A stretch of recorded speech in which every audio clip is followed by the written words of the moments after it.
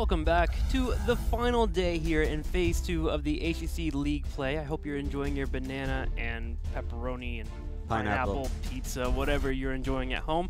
As you continue to watch this awesome series, we are currently tied up 1-1 as we go to game number 3 between Zealots and the good guys. And I learned something in the break. Apparently, Yang is the positive and Yin is the negative, so you're the Yang to my Yin. Oh, great.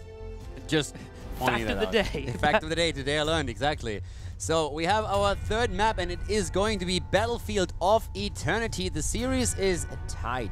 The good guys successful on Tomb of the Spider Queen, and the Ducks, they still have hope. And this was a pick by good guys, right? Yo. Yo, does that mean yes? Yeah. Okay. No, wait. I think it was a No, pick of it's the good Zealots. guys. Was it?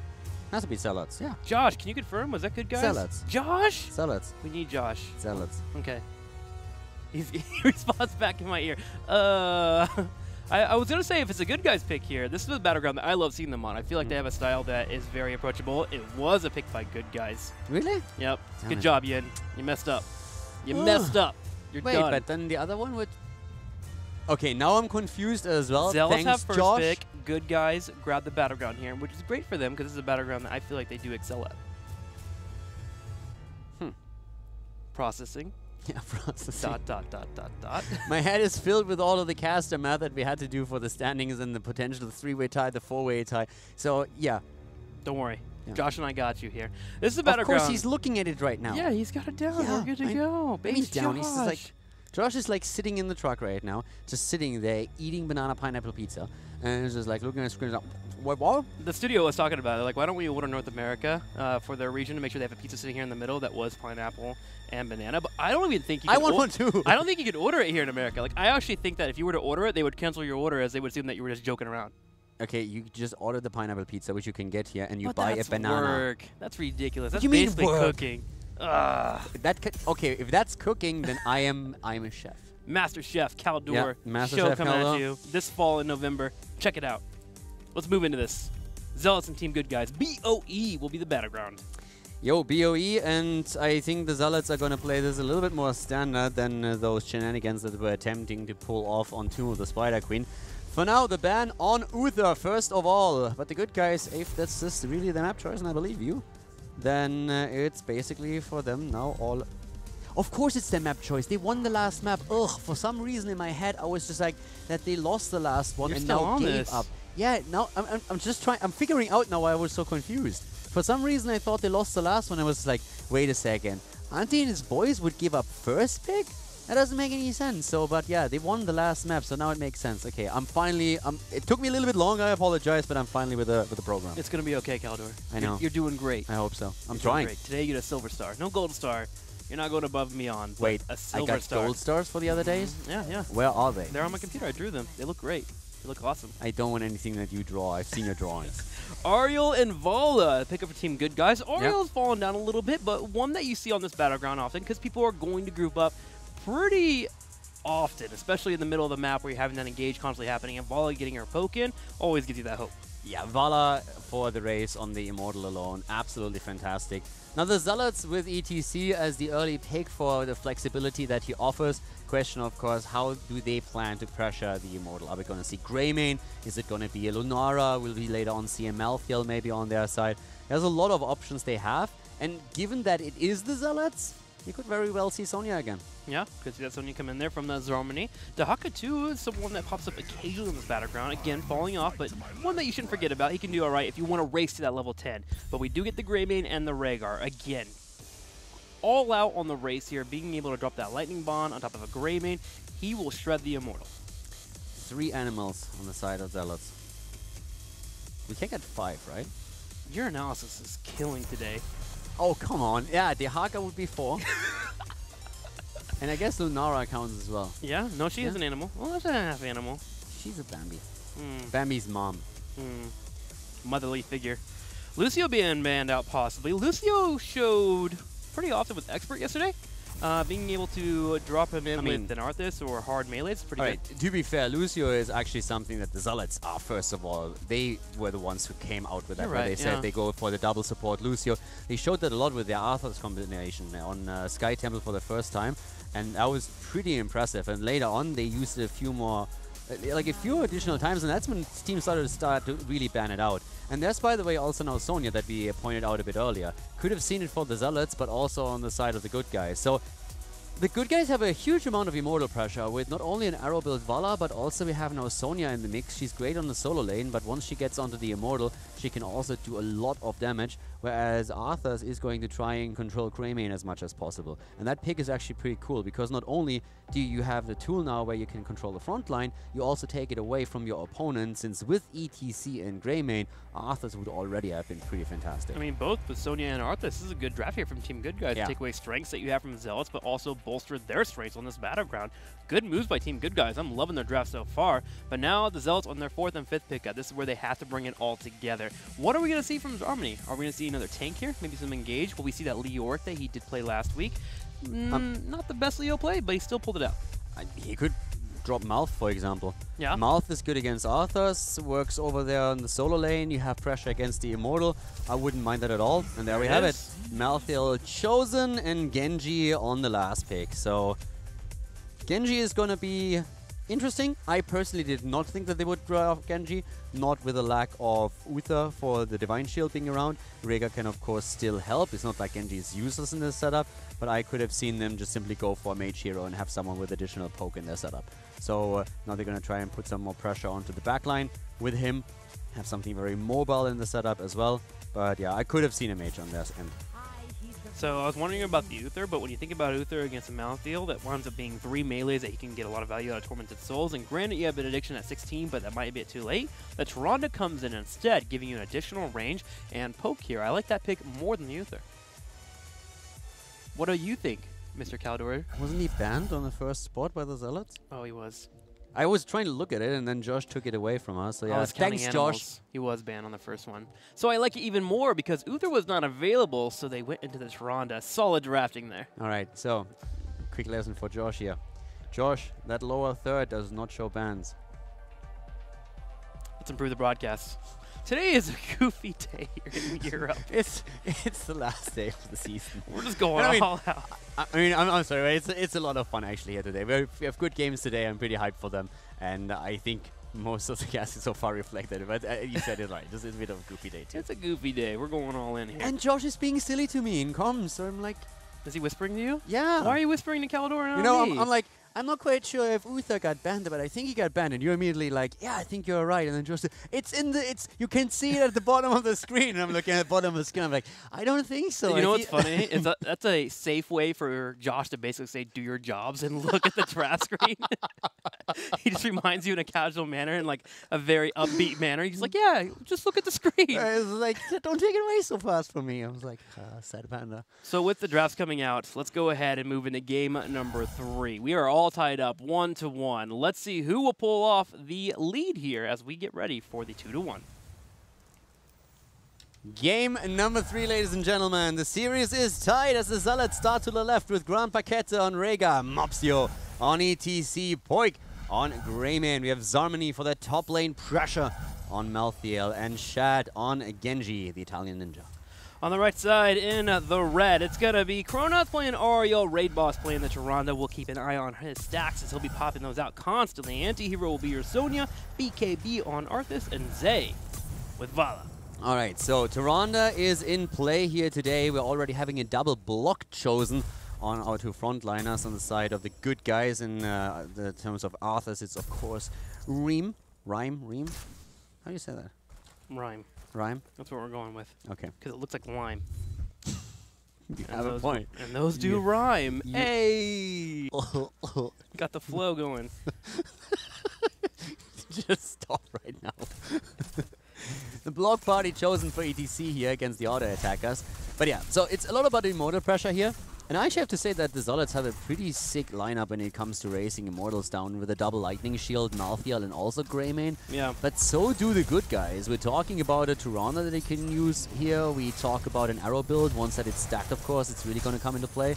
But there's a lot of lockdown for the good guys. This is a dangerous draft on both sides, and the Zealots need to be really careful, because any kind of lockdown with an Arthur's Howling Blast into a Tyrande stun could deliver a kill for the red team. So this is definitely something where both teams have to be careful. And as we said before, The match matters. It matters a lot. If the Zealots win, they are in the playoffs. They are out of the Crucible range.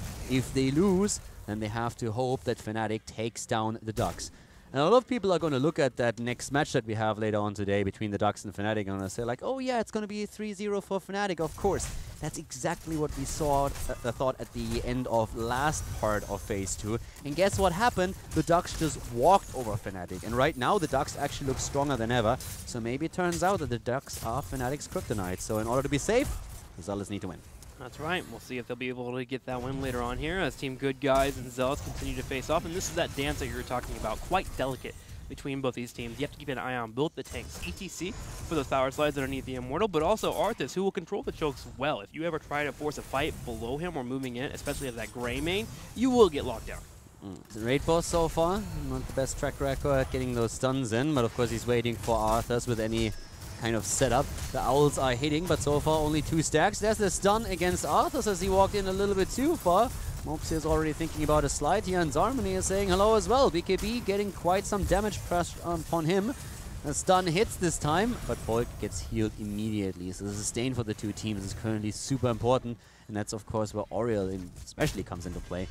Her sustain is fantastic in the situations. Just don't run out of mana. Yeah, if you're Team Good Guys here, you're watching that Rhaegar. The moment that he does get low on mana, that's when you start to really win out on the sustain trades, especially with Tronda constantly poking. So your target is to hit that Grey Main with the Hungering Arrow, have Alice follow up, watch Rhaegar and his mana deplete, and the moment it gets low, start to push the envelope a little bit more aggressively. Okay, so now we are having a bit more fight potential for Zarmany with the Black Harvest as a level 4 talent. So this is where in Europe a lot of the builds are starting to just deviate a bit. You can either go into throwing shade if you're trying to poke constantly, but Mobs, you're talking about poking. It's poked into the ground here and body blocked. But as we said, we have Black Harvest now taken, which allows Zarmany, especially after level 16, to completely go into these fights and try and dominate. With throwing shade, you're usually more so relying on standoffs in the mid lane and trying to poke constantly. And once you hit your level 20, you get another big power spike where it boosts it even more. But for now, it's just all about the race. And this is actually one that the good guys are going to win, thanks to the advantage that they got earlier, thanks to the kill to ETC. The Hunter Mark and the Hungering Arrow, man. A deadly combo together. As Team Good Guys walk away with a pretty decent shield here. We'll be pushing on that top lane while Sonya heads to the bottom. Going to see how Zealots are going to intend to hold this. And a lot of strategies that you have when you have an ETC and a Grey Main is that you feint an aggressive fight afterwards to try and get your opponents off of the Immortal to allow for you to focus it down. Yeah, in this case, I wouldn't really get too aggressive, though. That's more so of a late-game strategy, I feel, since in the early game that usually Immortal doesn't really do enough damage to warrant that risk. Yeah, all they're trying to do here is get Arthas away from the Immortal, and that actually happened here with BKB on the right. I mean, he's just anchoring and making sure that there's no flank actually happening. As long as they get the wall and ideally the fountain, they're going to be happy with this one. There it goes. Immortal cleaned up. The well does fall. And Team Good Guys take their first Immortal, grab a little bit of experience here, but Zealots holding on nicely. Yeah, you're right. The Zealots are holding on nicely. The thing is, though, it's the Good Guys who currently dictate the agenda. Yeah. And that is something that has at some point to worry the Zealots. And we're coming back to the same that I've been talking about earlier, pressure. How do you deal with it? How is your mindset at this position? And I can tell you that the Zealots got very, very worried about the situation they're in right now. Not only today, but just the entire week when he's been talking to them. They've been just simply saying how bad it would be for them to drop all of a sudden into the Crucible after they just have been doing better and better the entire time. And last week, not being able to play with Mopsio definitely hurt them. There was a huge problem. The match against the Playing Ducks was one of the most important ones in Phase 2, and they lost it barely. Lauber did a fantastic job as a sub player, but still, it's very different if you can play with your main tank that you've practiced with for months, or if you have to play with someone where you only had 2-3 days to try and make it work. Especially because it wasn't just the Playing Ducks they lost to. They lost 2 matches that weekend, which were just very painful for them here moving into the weekend. I will say that I think it's a little bit better for Zealots when we get to level 10. My main fear, though, is that Tronda on the other side, getting those stacks. We've already seen it over and over again when you get to the late game, how devastating it can be. Luckily for them, Tronda isn't selling too well so far. Only 8 stacks on top of her out. Yeah, it's a little bit more difficult to actually get enough stacks here. One of the reasons why Shrimby was able to get 130 stacks was that Dragon Shire's traditionally in map by games last very, very long. Battlefield of Eternity is kind of the opposite. Maps are usually, like, the games here are a lot faster, a lot shorter than they are on Dragonshire. But overall, Tyrande in those 5 versus 5 situations in the middle of the map can, of course, get her stacks together. And by now, we're seeing Raid Boss to slowly get those stacks. And once 13 hits, it's going to be even faster. The Immortal race right now is neck and neck. About an auto attack and a half away from each other. We'll go to the halftime show right away.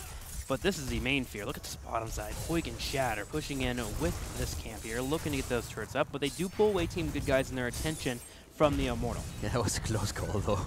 If Arthur's Howling Blast connects here, that could have been a dead Greymane. So that was definitely a very, very close call on there. And we have Vala also not completed with the stacking process, not by a long shot. She's done 35 extra damage. That means she has connected 7 arrows of the 20 she needs to complete the quest. So Xay does have additional immortal pressure, but it's not really to an extent where the Zealots immediately have to worry about it.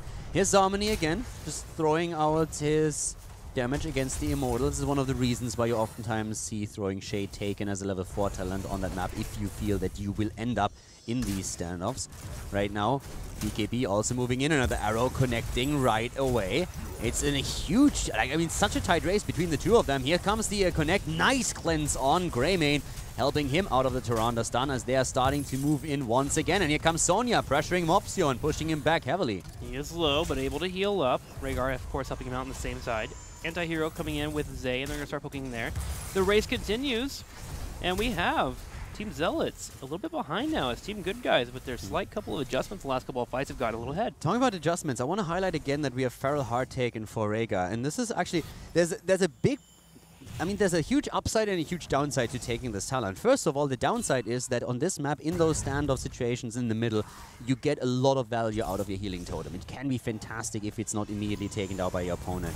But of course, if you go into Feral Heart, you have way more sustain in the long run. And if you're going up against an Oriel, it makes sense to aim for that. The problem is that we are now seeing another Immortal for the Good Guys as they aggressively moved in. The Zealots are somehow trying to get a kill as the Immortal moves down. But the Good Guys are now in an insanely good position. They are going to hit level 10 with this push, and they're going to hit it faster. So if they play this right, they could actually simply jump on the Zealots as they are trying to defend the fort. At this point, you have to be careful, and Leap is chosen. So they have Leap. If at any point we're going to see that Leap coming into play, as Sonya already moves down, this could end in a disaster for the Zealots, and they know it too. They're already retreating. They're giving up the fort. Shad's trying his best on Genji to get 10 right now. He gets it in the top side, but that fort, you're right, just he's completely obliterated. Team Good Guys should be able to keep moving forward here and at least get the keep wall. Grabbing a keep is definitely viable here if they're able to get a kill or two. Yeah, right now this is going to be super rough. Anti-hero already inside here against Mopsio. Mopsio has the mosh pit. Here comes Zarmany. Pops his ult and moves in. Anti-hero so far hasn't used anything yet. They move away.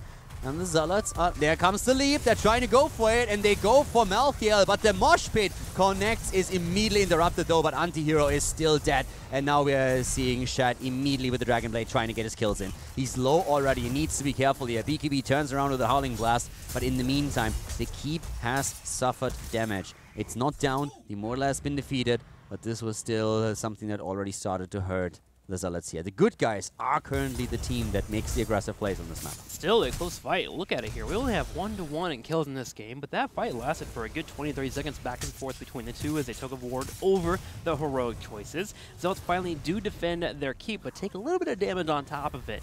Now, moving into the next Immortal phase, we need to see them maybe move in and start to grab the Immortals, because if they keep taking these small disadvantages and keep having to team fight, Team Good Guys will eventually push them out.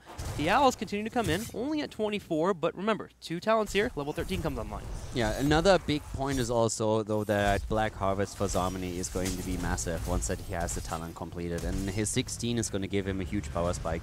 So if up to that point they are even, that can help them. Interrupts again. Oh, Anti leaps out, and that's the keep. Team Good Guys make a bold move, and it pays off well. Yeah. Anti interrupts the TPs at the top. Wouldn't even have mattered, to be honest. That sneak in was already successful.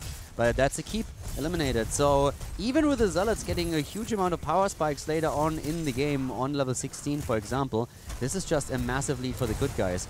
And it just shows that when there's no pressure on them, they have a completely different playstyle. And we're seeing that coming into play right now. They go for the fort already, and just look how aggressive the Zealots are right now, because they know they have to do something. They know how much pressure they're under.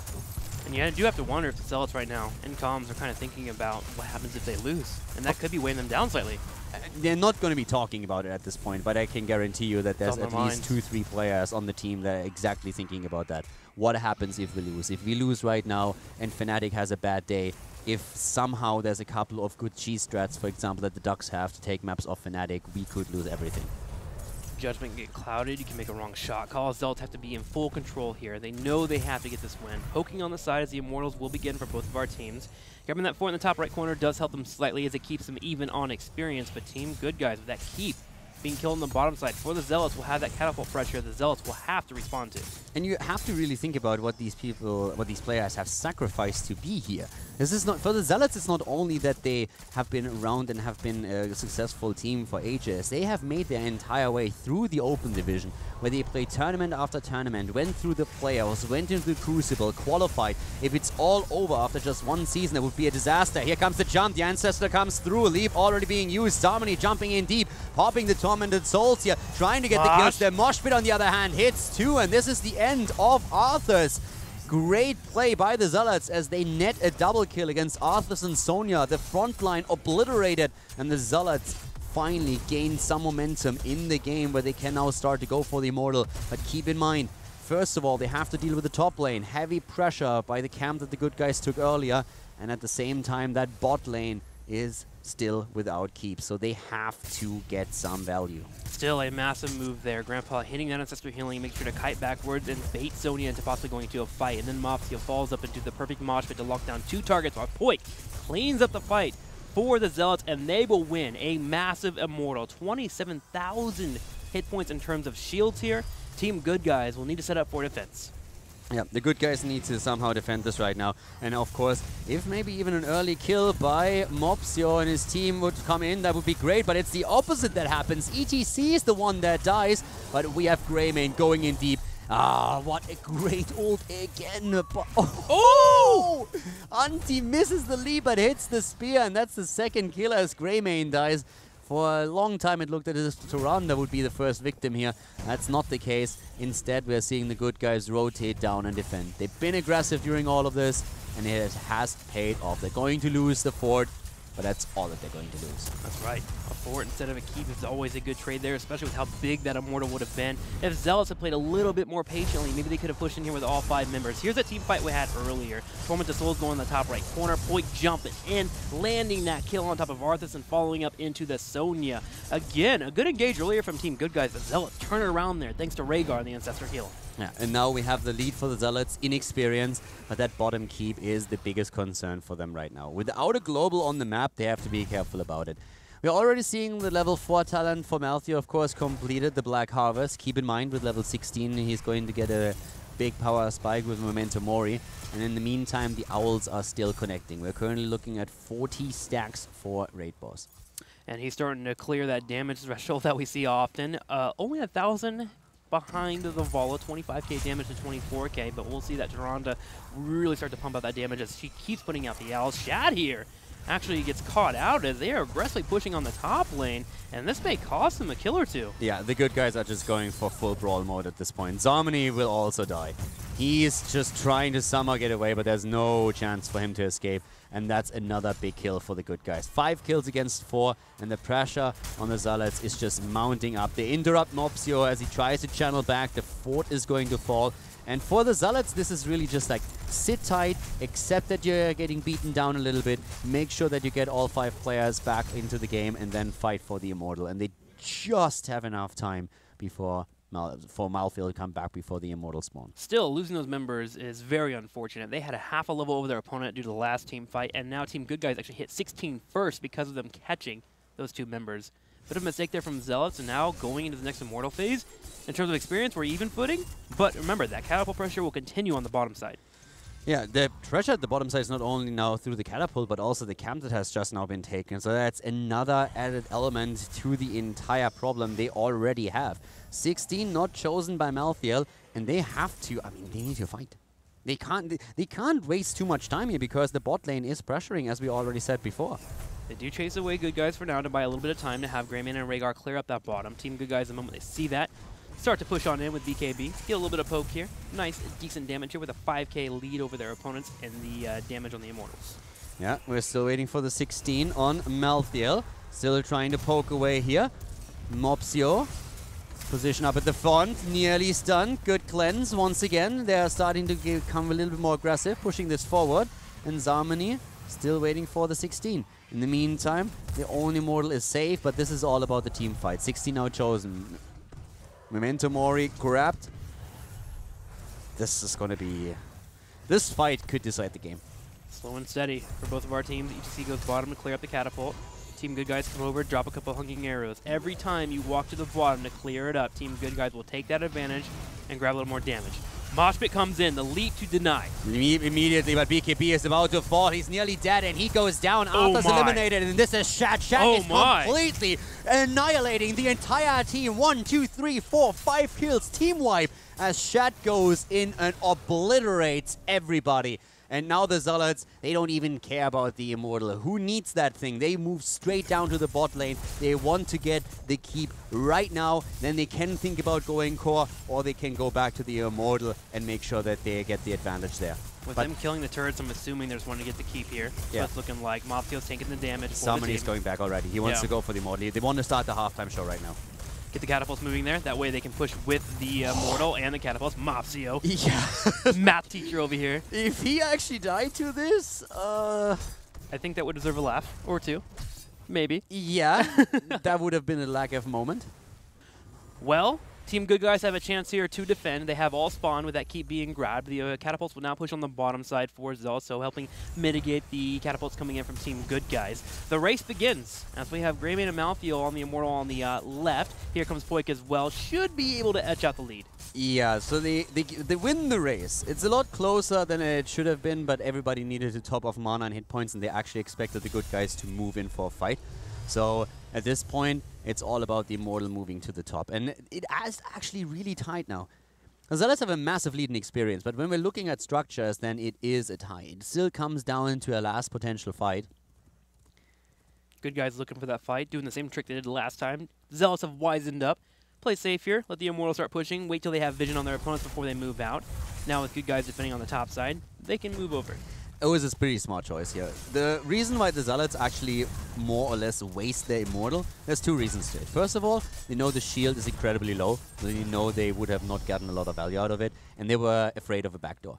They already had very little vision of the bottom lane, and with the catapults pushing it in so hard. So the Good Guys were just in a spot where they needed to hide on the map, and they did not show. They played with the vision, and the Zealots didn't really know where they were. And worst case scenario for the Zealots would have been a move top, and then immediately the Good Guys going for a backdoor and an owl preventing the B-back. So if that happens, then it's basically over, and it might happen anyways. Rhaegar is found and taken out, and they are starting to go in for the core. The Good Guys, they don't want 20 for the Zealots. They want to end the game right now. Mopsio is there. He has Moshpit. We have everybody except for Rhaegar. Without the healer, they somehow need to defend this. Good Guys with a Hail Mary attempt, but we have everybody already on the defense, and this is going to be rough for the Good Guys. I don't think they can make this happen. Yeah, Zealots need to play it slow and not get baited into a fight. They know that. They just need to sit on the side here with Tormented Souls, Moshpit, Dragon Blade. There's too many tools for Team Good Guys to die to. They feinted aggression, decide not to go forward with the push, and will pull away. But still, some solid moves from them as they have to have someone go back and defend against the push that is coming their way. Yeah, it was definitely, I mean, it's worth the attempt, and they got the kill against Rhaegar. Their biggest problem is that level 20 that is going to hit soon for the Zealots. Once that's the case, the advantage that the blue team is going to get through this is going to be pretty significant. So that's something that the Good Guys are not only aware of, but they are afraid of it. 20 right around the corner. Zealots grabbing on the top side, and here's the Immortal phase. How will the Team Good Guys dig their way out of this disadvantage against their opponents? Setting up defense is always good. You can have Sonya on the backside, constantly clearing out this lane. She does pretty well there, and she also has the escape with the lead. Here's the 20. They have their 20 now, and this is already rough. Final curtain has been taken now also by Zarmani on Malthael. No buyback for him. Bolt picked up here for ETC. So Team Good Guys have to play even more careful. Make sure they're not ever overstepping or grouped up too heavily. working on the Immortal. They did start the first amount of lead, actually, so they can force a halftime show here. Buy some time. Arthas is already in a bit of trouble. There comes Rhaegar with a lockdown against him. BKB needs to be careful. Alright, Rain of Vengeance doesn't really do too much. The stun's not stacking. But the halftime show has been won by the Zealots. So now we're having on the right side the Immortal. This comes down to a fight again, potentially. Zarmani with a slide, trying to grab Antihero. That didn't quite work out. Zarmani with a flank attempt. Also being careful here on the final curtain the entire time, still doing work. The Owl comes through. Top lane is being pressured by the camp that was taken earlier by the good guys. And in the meantime, Zarmani is trying to put the damage in. But the good guys are shocking around and looking for an opportunity to engage. Mopsio bolts forward. He does have the power slide available. He goes for it. The Tormented Soul is being popped out. It will land a mosh pit on 2 members. Age is being used, but Sonya is a target. She is down. BKB is low, and Chad with a Dragon Blade cleans up number 3, 4, and 5 as he goes in for Kronaz. Turns out, ninjas are pretty good. Italian ninjas. Yeah. Caldor. Exactly. He has a mustache under the helmet. And Zealots, after an interesting back and forth between our two teams, find solid strength in the late game. We'll grab a Storm Talent advantage, grab the core, and move in and grab a victory, moving themselves up 2-1 over Team Good Guys. That must be a big relief for the Zealots. This was a close map, and at times the Zealots were far behind, especially after the keeper has fallen. Poik even with a bit of spray game here and moving into the Nexus to just get bounced back out. The Zealots take the lead in the series, but this is a really close battle between the two of them, and the Good Guys show zero respect. Heck of a series between our two teams. Man, the Good Guys even had a chance there to maybe win the game when they went in for that fight and found that Rhaegar. And again, that's not a bad play by Grandpa. That's an opportunity being made by the Good Guys. They sharked all the way around the map. We had the Rhaegar playing safe there, trying to be in a spot where he could scout for his teammates. Wound up getting picked off, but still the Good Guys making the shot calls here to find a needle in a haystack for a possible win. Just couldn't pull it off. This could have been a 2-1 for the Good Guys, though. Could've. And the Zealots know that, too. So they must be really happy about their lead. One more map, and they are in the playoffs. That's all they need to win. Let's look at the replay here that actually happened in the last team fight. Now, remember, this is a big advantage here. We had the lead being used a little bit early here. So we see Mopsio go in for an engage. Remember, he did both. He goes into the power side, and the Tormented Souls really seals the deal. You have Kronaz on the left side here, hoping to come in for a detainment strike, but it looks like he didn't have it available. So I also want to point something out really quickly. Mopsio was paying attention during all of this to Tyrande stun. Of course, there's also Vada to consider, and they might have also paid attention to her a bit with the Rain of Vengeance, but it's more so about the Tyrande stun wherever she's positioned. So when he actually used the bolt, he dodged the stun, and he knew that it was on cooldown at that point. That's why he used the Mosh Pit. He needs to be super careful since there is no Rhaegar that can help him out with the Divine Shield. There's only 2 things that can really help. First of all, a good cleanse from Rhaegar, getting a pre-cleanse through, but the more important part, trying to keep track of your opponent's cooldowns. And once that he realized, alright, I just bolted the stun, and then the next Vala stun came through, and he was just like, okay, everything's on cooldown right now. Even though 3-4 seconds have passed, if I mosh pit right now, there's very little that they can do to interrupt me. So there's still a chance that someone sneaks something in, but he catches the heroes that he has to. And even if he only holds them for 2 seconds, that gives Genji enough time to drop Sonya, and Arthur's already low, and then they can clean house after that. So that was actually super important that with his mosh pit there, he keeps track on the opponent's stuns and makes sure that he gets at least some value out of the mosh pit. And as it turned out, he got the entire duration through, which was, of course, even better. Well, great patience there from Mopsio, but let's go and take a look at another player here. Poik, who currently plays for the Zealots, has been a mainstay for the 10 weeks that we've had here in HGC as we face him off against Zay. And you can see the KDA here, 4.22. This guy is a monster. Yeah, I also want to highlight something, though, because Poik is looking really strong here, but I also want to throw in a bit of a caveat, since Zay is actually...